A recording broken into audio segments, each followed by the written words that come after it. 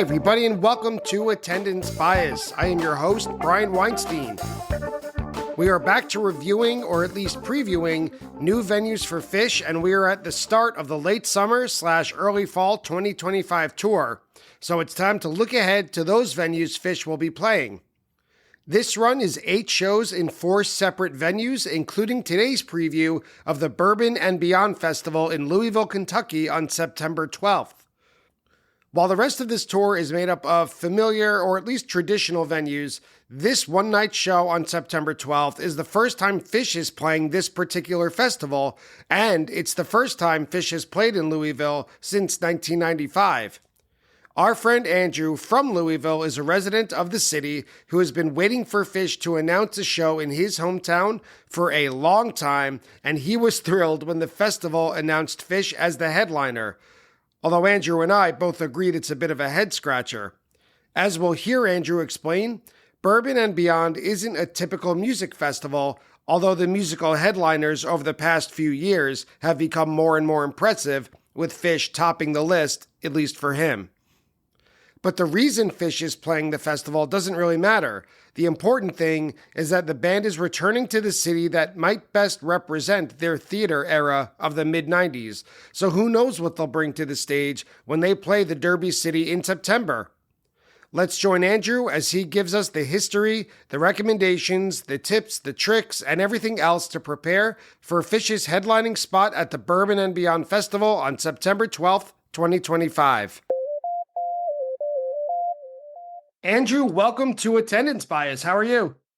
Ryan, thank you so much. I got to be honest. The idea of talking about a Louisville Phish show is something that I didn't know that I'd be doing. Certainly, anytime soon. I think a lot of us had given up hope. So I'm super excited to be here because it means I get to sleep in my bed to watch a Phish show. So. Yeah, that's why you're here, because Phish is coming back to Louisville for the first time since when?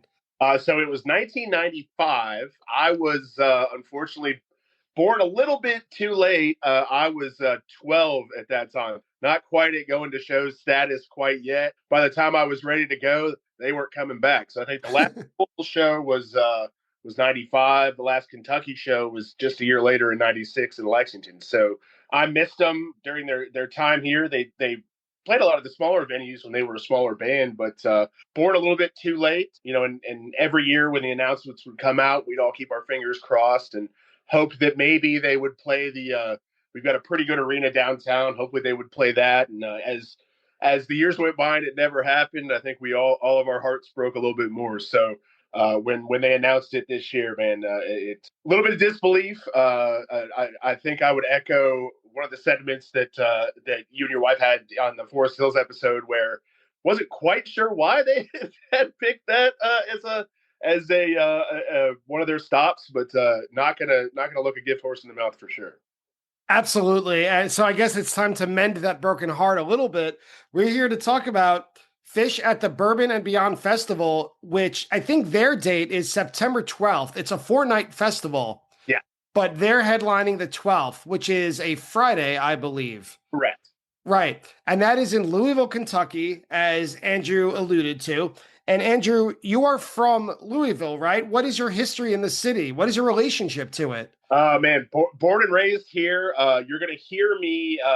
My customer service voice calls it Louisville, but we, as residents, kind of fall into calling it Louisville. It's just a stupid Southern pronunciation that we have, and I can't really stop myself from doing it unless I'm on the phone with a bill collector or something. So I'm 42. I've lived in Louisville my whole life, other than a short stint all the way down the road in college when I was at the University of Kentucky in Lexington. So it's home, a great city, kind of a small enough to kind of have a little bit of a small town feel, but big enough that there's a lot to do. So it seems like a lot of folks stay here or leave and come back. There's just something about the culture here that I think really, really speaks to me. So yeah, I spent my whole life here. Family's here, wife's from here. It's a little spot of blue in a very, very conservative state. I think we're fighting the good fight here, and it's home. I want to ask you a little bit about that culture. So when you say the culture of the city, or maybe the culture of the state, I don't know, what do you find in Louisville that you can't find anywhere else, like if you were gone for a year and you came back to Louisville, what's the first thing you would go to? Well, I guess the first thing I would say is that the culture of Louisville isn't necessarily the culture of the state.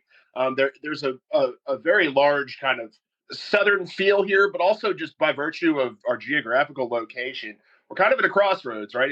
It's been called like the most Midwestern southern city and the most southern Midwestern city. It's got a lot of influence from Cincinnati and Great Lakes region. It's got a ton of stuff from obviously the South. Obviously, bourbon is huge here. One of my secret shames is that I don't drink bourbon, so that is something I don't really dive all the way into. But I know it's kind of taken over our tourism side in a big way.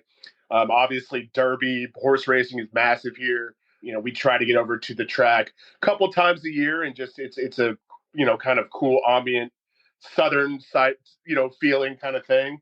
Great beer scene here in Louisville that doesn't get talked about a lot, and food. I think that we've got some awesome restaurants, a great food scene just again by virtue of sort of being close to a lot of places that would kind of influence us. So if I was gone for a year, first of all, I'd wonder what the hell happened. But second, I would say, I'd probably go to the track and get a cold beer and get a hot brown or a pimento cheese sandwich or something like that. The other big thing is just kind of we don't have any pro sports teams, right? So we're a massive college sports town.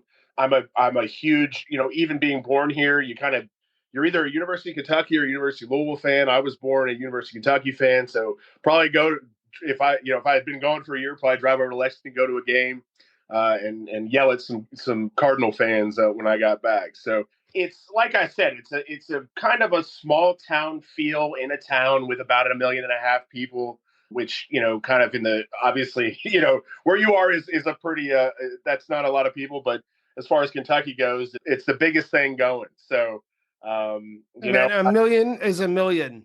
It doesn't matter where it is. 1.5 million is a lot of people. Right. It's but very spread out. So it doesn't feel like 1.5 million people, but I think we have a little bit of a underdog sort of mentality because we don't have a lot of kind of world renowned things outside of Derby and booze, which sometimes is a little bit makes you feel a little bit underwhelming on the national scene. So kind of feel like you kind of have to prove yourself a little bit compared to when I was younger growing up here. There's a lot has improved here. Tons of great food, like I said, awesome beer. The distillery tours are cool, but whatever, I could take them or leave them. But great parks. So and I have heard a great place to raise kids, although we don't have kids. So yeah, that's it's home, man. It's all I know. So tell me about hot browns. Hot browns are not something that I would eat more than maybe once a year, and I certainly to give an early piece of advice for anyone going to the festival, don't eat a hot brown before you go because it's a open-faced turkey and bacon sandwich with tomato and just absolutely smothered in cheese sauce. Not really light eating, not something you want to have a lot of extra plans that day if you need to have one of those. But if you get a good one, there's nothing like it. I don't want to give people the impression we're eating them a lot, but you don't get to looking like me if you haven't had one or two. Of course, you're lying. So. Well, talking about the Bourbon and Beyond Festival, I looked into it a little bit. There's not that much history that I found other than the festival's website, which only has this year's information. It's hard to find previous info. So what I found is that the Bourbon and Beyond Festival, it was hosted for the first time in 2017 as only a 2-night festival in Champions Park. And can you tell me a little bit about Champions Park? Is that one of the major parks you mentioned? Is the festival still there?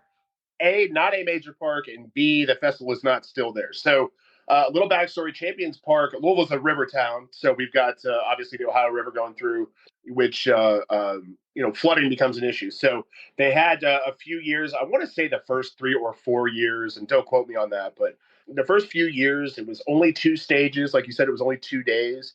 And they ran into a couple of years where the weather, as it tends to sometimes do that time of year, caused the grounds to flood. I think one of the years they ended up having to cancel. I knew a lot of people that went that everyone lost their shoes. All their shoes were getting stuck in the mud. The other thing is that Champions Park was built on a kind of defunct town dump. So there was toxic industrial waste, I think, coming up with the water when it flooded. So I think I want to say it was 2019 because that was the only year that I've been. But 2019, they decided to move it to, and not to get ahead of you here, but to the Highland Festival ground over at the Fair and Exposition Center. Well, one thing I noticed by looking at the headliners, the musical headliners, it included Eddie Vedder, Stevie Nicks, the Steve Miller Band, and other acts underneath in the smaller font, like maybe size 16 as opposed to size 24 font. Band of Horses, Joe Bonamassa, Gary Clark Jr., Buddy Guy, Trombone Shorty, G Love, and for some reason, Kiefer Sutherland is listed. I don't know. But it seems like they came in swinging. This festival seems like a serious music festival, while at the same time, according to the press releases, it doesn't seem like Bourbon and Beyond was meant to be seen or that they wanted it to be seen as a traditional music festival. Like they didn't want it to be advertised or promoted as Bonnaroo, any kind of festival that Phish fans would imagine. Yeah. Because according to the press release, the promoters said, quote, "This is a celebration of whiskey and bourbon culture. So the music, the food, and the beverages will all go hand in hand. Quote, this is the first of its kind. It's going to be a serious bourbon festival, but the wider audience wants the whole lifestyle. So whether it's food, whether it's music, or doing something interesting that's totally unexpected, it's a great way to showcase Louisville to the rest of the world." So to me, this reads like a Louisville World's Fair 1964. Like it's not just the music, it's everything the city has to offer. The time that you've been there and what you know about it, is that the vibe you get from it? For just some additional context, when they first started this, and like I said, I can't remember. It was sometime in the teens. Actually, Louisville's kind of bigger music festival at that time was called Forecastle, and that was held down at the waterfront park, and they were getting big acts like I saw Outkast there, and LCD Sound System, and My Morning Jacket obviously is a Louisville band. So that was the big music festival in town.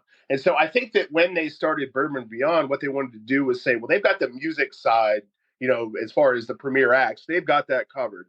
So what we're going to try to do is have this other thing that is kind of also more about, these food experiences and these bourbon experiences and all these tastings and all this stuff. And yes, we'll have music on two stages as well. But to your point, kind of supposed to have this all encompassing, like you said, sort of World's Fair to have, Louisville and then Kentucky on a grander scale, well represented in this festival. The last few years, as they have now gone, first they went to 3 days, now it's 4 days, and massive lineups and prices, massive prices, and all that stuff. It feels like the music has taken more of a forefront, or at least has become more of a focus than the bourbon and food side. I do still think that they do a great job with the bourbon demonstrations and tastings. I'm, like I said, not doing a ton of that anyway because A, I don't drink a bunch of bourbon, and B, it's usually hot, and I don't really know that brown liquor on a hot day is something that I really want to invest my time with. But the food options, I think, as well, they still do a good job of that. But no question, it's the music side has certainly gotten a lot more attention as it moved and expanded.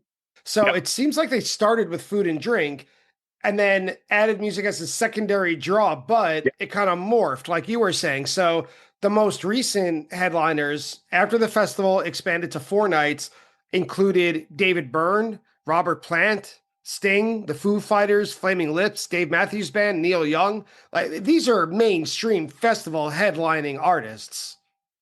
Right, but yeah, to me too, you can still kind of see some vestiges of the old kind of quirky lineups. I think that and I don't remember exactly everyone that's performing this year, but I think they have like Spin Doctors and Google, some of these kind of '90s acts that sort of feel like a throwback to where some of the I think that they had Neil Diamond a few years ago and Barry Manilow or something. So it's like these kind of non-traditional feeling lineups. I do still think harken back a little bit to when the music kind of felt like a bit of a mishmash, who we're going to bring in.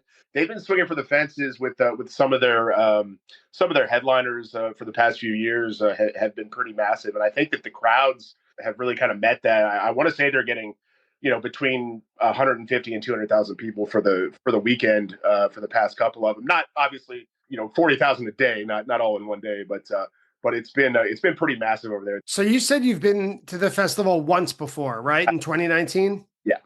So was it at the current spot? That was the first year at the current spot. Yeah. So they had just moved it over.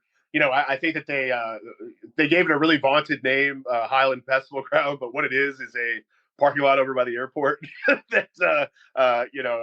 They've done, I think, as good a job as you can with a parking lot by the airport. They put up some awesome air conditioned tents and added stages, and I think done a really good job with it. But certainly in that first year, you could tell that they were still trying to figure out what they were going to do with that space. From all reports since then, it's kind of only gotten better. For a area with not a lot of trees, they had really tried to get shade.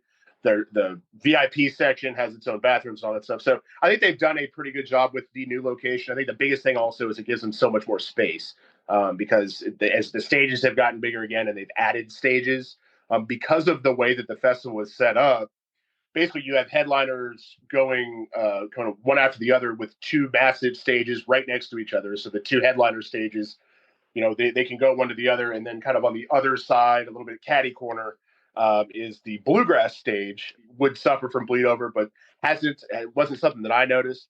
I think they do a pretty good job with that. So all that being said, it's not, and we can talk about this a little bit more in a bit, but it's not, it's in a place where there's not a lot else around. I think it's easy to get in and out of just by virtue of being at the fairgrounds anyway. So kind of right across from where they have the vaunted Kentucky State Fair. But as far as like things to do on site that are not at the festival, you're going to struggle a little bit. So imagine I'm a fan coming for the first time. I drive in, I get, I pay for my parking or I show my parking pass. Once I park, what's my expectation? Am I tailgating by my car? Do I get out? Do I go straight in because Phish is playing later that night? What time should I get there? And what is there to do once I get there? Especially the day that Phish is playing, I think, the way a lot of these festivals work, candidly, I feel like you could have a really great 2-day festival with some of these, but expanding it to 4. That being said, I think the Friday that Phish is playing has a really great lineup. So as far as I am concerned, depending on where you're staying, I would probably Uber to the fest just to have the ability to move around. If you're driving, though, you plenty of parking options. Like any festival, the drinks will be cheaper at your car. So I would I'd have a couple pre-game beers in the lot. And then head in. You're going to have a pretty easy entrance process from everything that I experienced, just based on what your ticket is. Once you get in, it's a very expansive grounds. The kind of little bit of a bummer thing that they have, the GA section kind of only goes up so far. And then I would say the last probably 10 to 15 yards are all kind of cordoned off and are VIP right in front of the stage. So not a situation where you can kind of, you can certainly set up in the front of GA, but, you're not going to get up all the way up unless you get a VIP ticket. If you haven't gotten a ticket, tickets are, obviously another massive expense that have kept me from going to this festival historically. But you're going to have lots of pretty large tents with some of your food options. You're going to see the bourbon demonstration tent where they're meeting with some of the master distillers and celebrities that have new bourbon brands are going to be in a tent kind of pretty close to the entrance. And then kind of just like a lot of festivals, I mean, lots of food options on the outside, on the outskirts, and then the two headliner stages right next to each other. Hopefully you would see the trombone shorties, the Khruangbins of the world on those headliner stages. I don't know if they've announced that yet.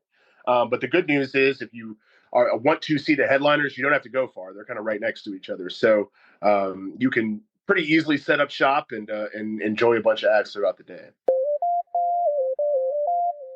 So for someone who's been waiting so long for Phish to return to Louisville and Kentucky, what would make your absolute dream come true in addition to them showing up? What can they play? One song that they can play, Andrew, that you're going to walk away saying decades worth of wait was worth it. Oh, man. Well, I tell you, I don't. I'm really trying not to be too picky. I think that we're flying pretty close to the sun anyway with them coming back to Louisville in any capacity. So I'm not going to be too picky. That being said, and kind of by virtue of my age, I don't have the show history of a lot of the folks that you've probably talked to, or B that are maybe around. But since '03, I think I've seen between 30 and 40. I think it's like 33, but every time I look, it's different. Never seen it yet. So if I don't see Reba in Forest Hills, I will hopefully see one at Bourbon and Beyond. Short of that, hey, whatever. I mean, I'm just happy to see a Phish show and then get to go home and wake up in my own bed the next day. So I'm going to try not to be too picky. It sounds like they've been jamming really well. So I think that, as you know, and as everybody knows, sometimes some of the most awesome musical experiences come out of songs that you wouldn't have expected them to come out of with Phish, certainly lately. So I'm not going to be too picky. I just hope for a well played show, and then everybody, and then the show happens. What the kind of other side of the coin here is that fall in Kentucky is a notoriously unpredictable weather time, and it feels like more than once a headliner has had to be canceled because of weather. So I just want the show to go off. I mean, I feel like I'm so star-crossed that when they finally do book a show here, it would get canceled by weather. So I'm going to not be picky as long as we have a healthy baby boy Phish show. That's all that or a healthy baby Phish show. That's all that I want. And that's hopefully that's what we get. Right. 40 fingers, 40 toes, and a Fishman moo-moo. Exactly. What was your reaction when the band was listed as a headliner? So I think Beyond, obviously, I think you can gather that I was pretty shocked, but I think just by virtue of how the festival is, so the normal festival, even the headliner lineups or the headliner sets are between an hour and an hour and a half. So just obviously knowing how Phish operates, if they were going to be announced to be playing in Louisville, I either thought it would be at the basketball stadium downtown or the basketball arena downtown, which holds about 20,000, which I know is big for, probably pretty big for indoor Phish, certainly here. Or we have a soccer stadium for our USL team that holds about 15,000. I think that's one of the things that has kept them from coming here as they've gotten bigger, is that there's no we have an amphitheater, but it's very small. Trey was at, it's called Iroquois Amphitheater. Trey was there a couple summers ago, but it's only about 2,500 people. So in a world where Phish was going to play here, Bourbon Beyond was one of the last places I expected them to be for all those reasons. And also it's just kind of I don't know if you would agree.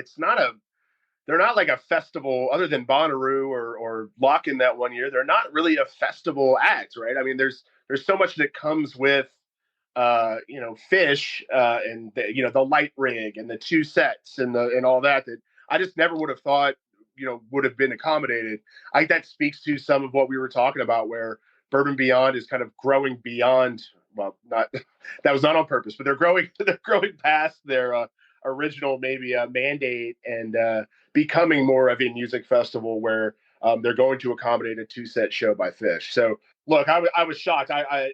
There have been rumors over the years that, I heard they're going to be booked. So about a week before we started to hear some of the same rumors, Phish is going to be booked at Bourbon and Beyond.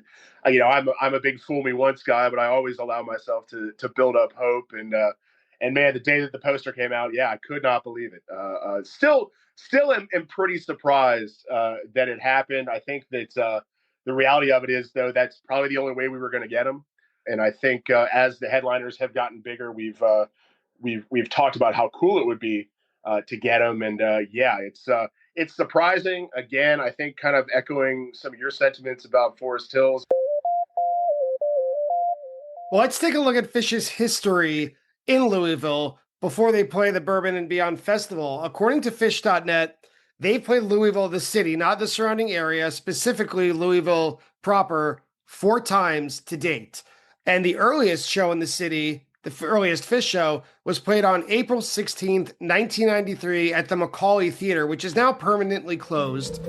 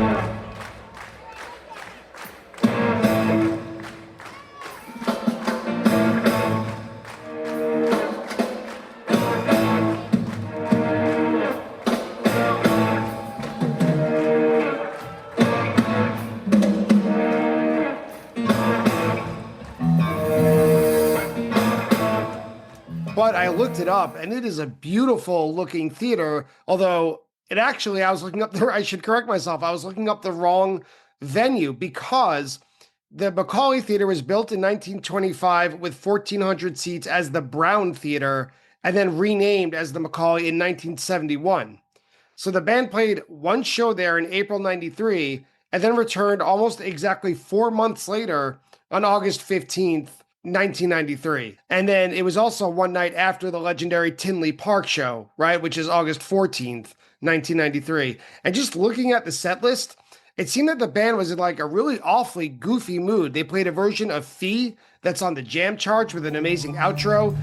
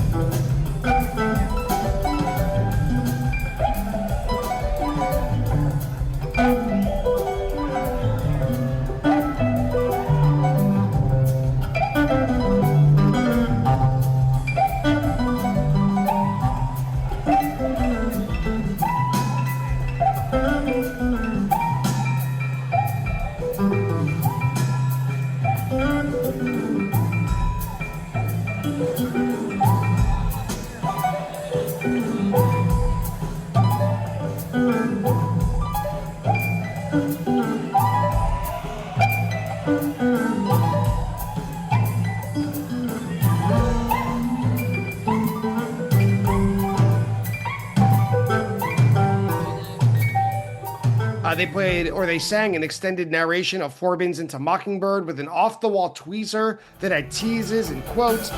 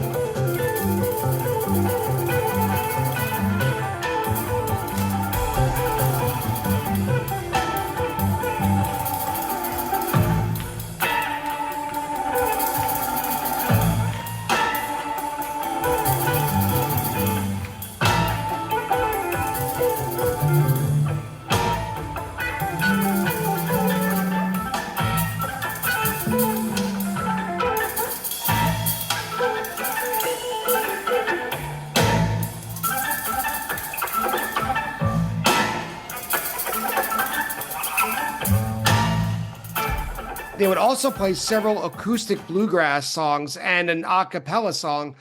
Does this venue ring a bell for you? Were you ever at the Macaulay? So I think that I certainly went on, I think, field trips to see kind of local repertory performances there, or the Kentucky Center for the Arts, which I think was operating the Macaulay Theater at that time. So I do remember having been there. Obviously, was not show going at that time, but I think by virtue of them not playing here a lot, and then when I got into the band in 2000, not having any shows until '03, I got very intimately kind of familiar with those '93 recordings, those first two shows. To your point, especially that second show, so much fun. Yeah, just great shows to listen to. You could tell that they're having a good time. I think that's just a testament to where they were at that time. But yeah, Macaulay Theater, not there anymore, but there is now another theater called the Brown Theater. So I don't know. They've traded that name back and forth.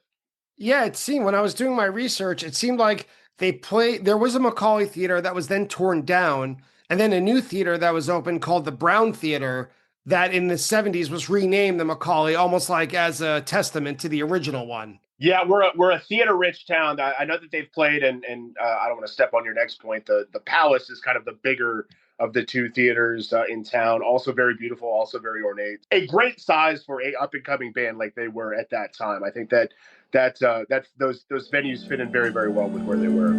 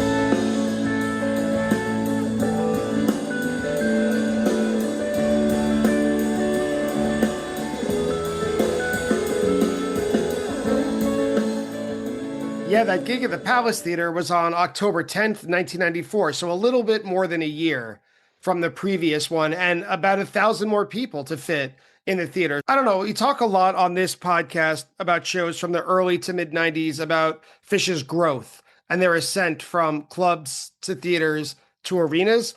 And Louisville, they played it 4 times within 2 years, I think, or 4 times within 4 years or something. So it seems like Louisville is kind of a good nucleus or a good vantage point for them to judge how more popular they were getting. So they were playing this like 1,300 seat theater in 1993 twice. Then they would come back in October of 94 to play the next level up, which was 2,300. And that show would have more acoustic numbers.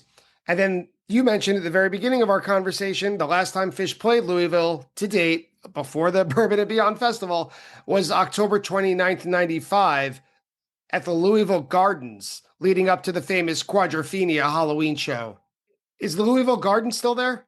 So Louisville Gardens still there, been defunct, I think, since about 2000. They've since, I think, probably stopped having shows right around that time. So Phish wasn't there for the very end, but was close. There was an old, we would have wrestling matches at the Louisville Gardens, a downtown arena. I want to say it's probably 4,000 or so capacity. Don't quote me on that. Has not had events for a while. From what I understand now, they are the film industry is actually getting a little bit of a foothold here in Louisville, and so they are totally tearing out the insides of that venue and turning it into film production, staging, and that kind of thing. So I've seen other shows there. Saw a lot of high school basketball games at the Louisville Gardens, but was a little too young to have seen that Phish show. So yeah, they have they have an unfortunate history of some of the venues here not doing shows anymore. So. That's unfortunate because I've seen pictures. I did a Google image search after I looked up all the set lists, and this venue, the Louisville Gardens, looks amazing. Like, it opened in 1906. It has a capacity of about 6,000, so that would be top of the line as far as theaters go, or amphitheaters. And even color pictures, the only way I could think to say it is color pictures even make this place look like it's black and white, like it comes from another time. And that show from October 29th, 95 contained teases of the Michael Jackson song Beat It, which messed with the crowd at the time into making them think that the band is going to play Thriller or a Michael Jackson album for Halloween. And then that show even has a version of Shaggy Dog, which is the first time that the band played it in something like 361 shows. So Louisville has four Phish shows to date, but each one of them seems like it contained something notable.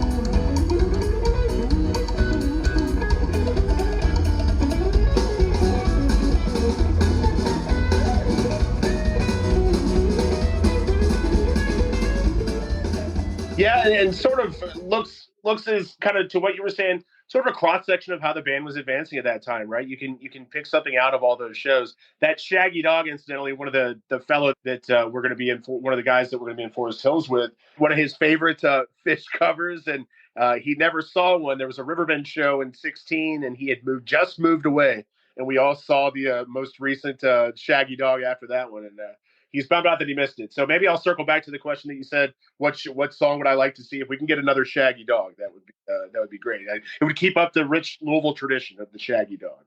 Shaggy Dog at a festival set would break the internet for Phish fans. Right. I think you're absolutely right. It should be noted, however, that even though Phish has played four shows in Louisville, side projects have made their way through Louisville on a regular basis. Trey played there, you mentioned, as recent as I think 2022.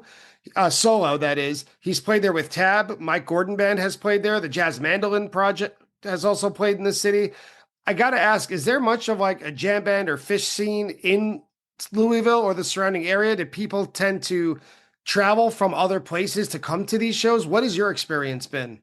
Yeah, so I think I would characterize the jam scene in Louisville as modest but scrappy. I think it's much more well attuned to those solo shows.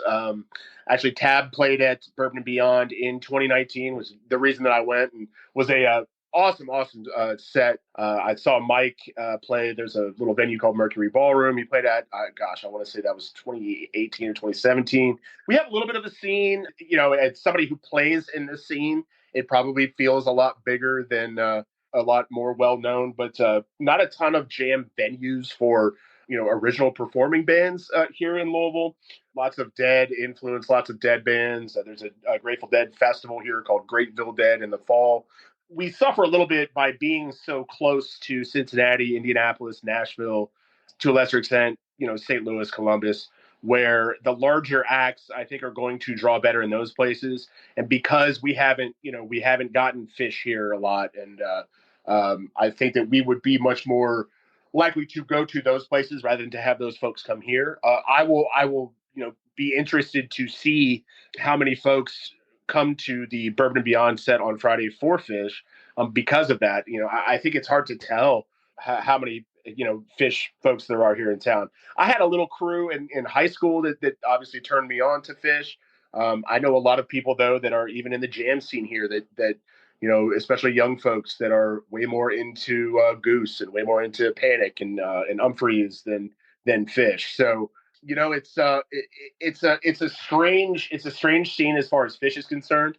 But I think that that's kind of from, like I was saying, unfamiliarities. I know everyone that I have talked to that is interested in the band is very excited.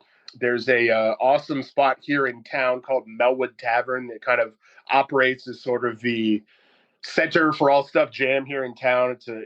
Goose came through there. It's a little bar that kind of fosters original jam music, Phish tributes and Dead tributes and stuff like that. So kind of like I was saying, the size of the city would lend itself more to the solo acts of those of the Phish guys. And I think they've always pretty much done well here crowd wise when they come individually. So So to wrap it up, Andrew, people who are coming to Bourbon and Beyond, let's say they get single night tickets just for Phish, but they have a day early or a day late that they're staying. Other than that place you just mentioned, is it the Melwood Tavern? Yeah. Where else should people check out for food, drink, things to do? Yeah, I mean, so there's a ton of options. I would say, if you are staying by the fest, which there's a ton of hotels over by the fest and that are close to the airport. So you're going to have to Uber a little bit, but depending on where you're staying, you're probably, and you're a couple mile Uber from a ton of stuff. So as I've said again and again, Lowell's a big bourbon town. So great distillery tours downtown. I can speak to there's the Old Forester Distillery. Even if you don't like bourbon, it's a cool historical experience. But there's, I believe, also an Evan Williams down there. There's Angel's Envy down there. So if you like bourbon, plenty for you to do here. Like I said, a great beer scene. There's an awesome brewery called Atrium that a lot of the local folks, they do great IPAs and then sours if you're into that kind of thing. Also a place called Butchertown Brewing in a neighborhood called Butchertown, which is fairly close to downtown. Does great stouts if you like that type of beer. Another place called Mile Wide that does great IPAs. So awesome beer here in town. Food wise, I think, again, sort of by virtue of our geographical kind of the difficulty of pinning us down geographically, we have a lot of fusion in a lot of our food. One of the there's a great chef called Ed Lee who's had several restaurants open here. I think his flagship is called 610 Magnolia. It's a kind of finer dining experience, but he just opened up a place called Enso, which is a Southern food with Asian food experience. So kind of a fusion of that. Spring Street Tavern, if you like wings, get yourself a hot brown somewhere. You can get one anywhere. There's a great brunch spot called Wild Eggs. Tons and tons of options. And the good news is if you are, other than staying next to the festival, you're going to be able to find, I think, lots of food and drink options just by doing a simple Google. I think get out and walk around in some of these neighborhoods. The kind of trendy neighborhood in town is called Nulu for some reason, but it's kind of going to be east of downtown. Very walkable, lots of cool little shops, lots of cool bars. There's a street called Frankfurt Avenue, which runs a little bit parallel to kind of the Nulu area. Lots of kind of more of a neighborhood vibe. Germantown has lots of little cool dive bars. There's a place called the Merriweather. Couldn't recommend that highly enough to go get some cheap beer. Tons and tons of options. I would encourage people. I know it's easy to stay by the festival, and I know they have camping as well. I'd encourage people to maybe stay in more of a central part of town and just have a lot more to do. And then if you have to take your Uber to the festival. I think that we, again, because of our, being a kind of a tourism, food and drink area, we've got that piece covered. So I think it'd be hard to go wrong with some of the places you would find highly recommended. Well, Andrew, I'm happy for you again. Mazel tov, a million blessings on you and your house for having Phish come by to your hometown festival where you can go see them and go to sleep in your own bed at night. It's been a long time coming. Sounds like you and other residents of Louisville deserve it. But more importantly, thank you for coming on to this podcast today and giving all the listeners an idea of what to expect and where to go when they come in town for Louisville. Thanks again. Brian, thanks for having me. Glad that we're able to have this conversation. And whoever wants to come to town, I'll buy you a beer. And that's it for today's episode. I'd like to thank Andrew for joining me today, Phish.in for all of the recordings used in today's episode. I'd like to thank the Mockingbird Foundation for everything they do to further music education in schools, and of course, Phish.net for all of the stats. If you enjoy Attendance Bias, please support the show by visiting www.buymeacoffee.com/attendancebias and donating anything you can. You could also review and rate the show on your favorite podcast app. Thank you so much again for listening, and I'll see you next time on Attendance Bias.